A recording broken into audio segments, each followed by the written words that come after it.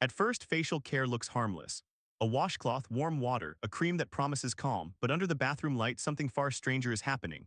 Every morning, millions of people stand inches from a mirror and negotiate with an organ that never stops changing. Skin flakes off by the millions, oil spreads, sweat rises, tiny wounds appear and vanish. Microbes move like invisible weather. And if we get the routine wrong, the face answers back with redness, breakouts, stinging, shine, tightness, or the slow, maddening feeling that we have somehow lost control of our own reflection. That is the real drama of facial care. Not vanity, but survival, identity, and the daily attempt to keep the most exposed skin on the body from turning against us. Let's tear down the blueprint of how humans learn to care for faces, why so many routines fail, and why this quiet ritual became one of the most powerful industries and habits on Earth. Long before shelves of cleansers and serums, the face was a battlefield with no terminology, no dermatologist, no instructions. Early humans had one simple problem: the face is always outside: sun, wind, dust, smoke, ash, cold. In ancient settlements, a face could be scrubbed with river water, wiped with cloth, rubbed with oils from plants or animals, or coated with mineral powders that served as both decoration and defense. In hot climates, people learned that grease and dust could cling like glue, so washing mattered. In dry climates, oil mattered because skin cracked open like desert soil. In some regions, fragrant balms were used not just for comfort, but to mask the scent of sweat and smoke from fire. Facial care began as a survival response, then slowly became a social language. Clean skin signaled health. Smooth skin signaled status. A bright face could mean youth, wealth, or access to time. A damaged face could mean labor, illness, hunger, or exposure. And because the face is what others meet first, every improvement carried social power. The early formulas were crude but not stupid. People used clay to absorb oil, honey for its sticky protective feel, plant infusions for aroma, and powdered stones for smoothing. Some mixtures were brilliant in one era and disastrous in another. A clay mask might remove grime, but if it was too harsh, it stripped the skin and left the barrier raw. A rich oil might soothe winter cracking, but in a humid climate it trapped dirt and could trigger clogged pores. The face, unlike a bowl or a table, is alive. That changed everything. Once humans began settling in cities, facial care grew more complicated. Smoke from cooking fires, crowded streets, and limited bathing meant the face took a daily beating. Water alone was never enough. So across civilizations, people built rituals around cleansing, softening, and protecting. Some traditions used steam to loosen debris. Some used scented soaps made from fats and alkaline ash. Some used rubbing powders to polish away dead skin. These were not random gestures. They were early attempts to solve specific mechanical problems: how to remove excess oil, how to reduce dirt, how to prevent cracking, how to soften the look of fatigue. Then came the age of refinement, and facial care stopped being only practical. It became symbolic. Court cultures elevated pale, even skin as a sign that you did not labor under the sun. Rich creams, powders, and balms marked you as someone who could afford careful upkeep. But the race for beauty often ignored biology. Certain brightening substances could damage the skin or poison the body. Harsh abrasives could create temporary smoothness at the cost of long-term irritation. The tragedy was predictable. People wanted the face to look flawless, so they used ingredients strong enough to force an illusion. The skin paid the price. For centuries, facial care lived in this unstable balance between protection and punishment. Then science entered the room and changed the stakes. Once the body was studied under microscopes and through chemistry, skin stopped being seen as a passive surface. It was a living barrier. The outer layer, thin as paper but stubborn as armor, held water in and blocked trouble out. Oil glands produced sebum. Sweat glands cooled the body. Cells turned over in a rhythmic cycle. Microbes lived there whether we liked it or not. Facial care had to adapt to that reality. A cleanser could not just make the skin feel squeaky. It had to remove excess oil and debris without shredding the barrier. A moisturizer could not just feel luxurious. It had to slow water loss. A treatment could not just promise glow. It had to respect irritation thresholds, pH balance, and the skin's repair system. This is where the modern face routine was born, and it is far more technical than most people realize. A basic cleanser often relies on surfactants, molecules with one end that likes water and another that likes oil. They grab grime like tiny claws, lift it off the skin, and let water wash it away.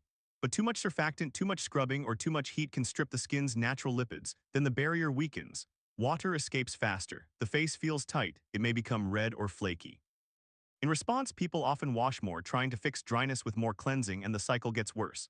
That is the trap. Many facial care failures are not because people do too little, they do too much. Moisturizers work like repair crews. Humectants pull water toward the skin. Emollients smooth the rough edges between cells. Occlusives slow evaporation by forming a seal.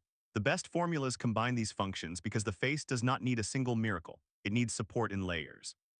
Think of it like patching a leaking roof during a storm. One tarp will not solve everything. You need a structure, a cleanser to remove buildup, a moisturizer to restore comfort, sunscreen or physical protection to limit damage from light, a targeted treatment if there is acne, pigment, or sensitivity. This layered logic is what turned facial care from superstition into method, yet the public rarely sees the method, they see the promise, and that is where the industry became dangerous and seductive. If you're fascinated by the hidden science of how ordinary routines shape the way we age, break out, and heal, hit that subscribe button. We uncover the mechanics behind the rituals people do every single day, and the truth is usually stranger than the marketing. Now back to the face. The breakout is one of the clearest examples of how facial care is misunderstood. Acne is not dirt, it is a chain reaction. Oil production, dead skin buildup, clogged openings, bacterial overgrowth, and inflammation all locked together. The wrong routine can make that chain tighter. Heavy occlusive products can trap oil in some people. Overwashing can trigger rebound irritation. Scrubbing can create micro tears and make the skin angrier. On the other hand, well-chosen ingredients can interrupt the cycle. Certain exfoliating acids loosen the glue between dead cells. Some compounds reduce oiliness. Others calm redness or support turnover. But here is the catch: the face has a memory. Abuse it for weeks and it becomes reactive. Heal it with patience and it often settles. That is why facial care is as much about restraint as intervention. The obsession with instant results created an entire hidden world behind closed doors. Product labs became arenas of measurement. Scientists tested viscosity, stability, spreadability, and irritation potential. They watched how formulas behaved in heat, light, and time. They adjusted fragrance because scent can improve experience yet trigger sensitivity. They tested preservatives because anything water-based can become a breeding ground without protection. They balanced textures so a cream would sink in quickly without feeling greasy. They tuned packaging so the formula would survive oxygen, contamination, and repeated use. Even the shape of a pump or tube changes the outcome. A jar invites fingers, air, and microbes. A sealed dispenser protects the formula but changes how people use it. Behind every elegant cream is a brutal list of compromises, and behind every promise of softness is a battle with chemistry, cost, and shelf life. The hidden truth is that facial care is never just about ingredients. It is about behavior. A perfect product used the wrong way becomes useless or harmful.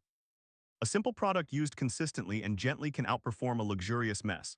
That is why so many routines collapse. People chase novelty, add too many actives, pile on acids and scrubs and masks, then wonder why their face burns. The skin is not a wall to be painted. It is a living interface. Treat it like a machine and it breaks. Treat it like a delicate ecosystem and it often responds. Let's get even more specific. The face changes across age. In youth, oil often comes fast and heavy. The challenge is control without stripping. In adulthood, the skin may need barrier support, pigment management, and damage prevention. With time, oil production may slow, the surface may dry, and turnover may lose speed, making the face look dull or uneven. Sun exposure adds another layer of consequence. Light can darken pigment, break down collagen, and slowly alter texture.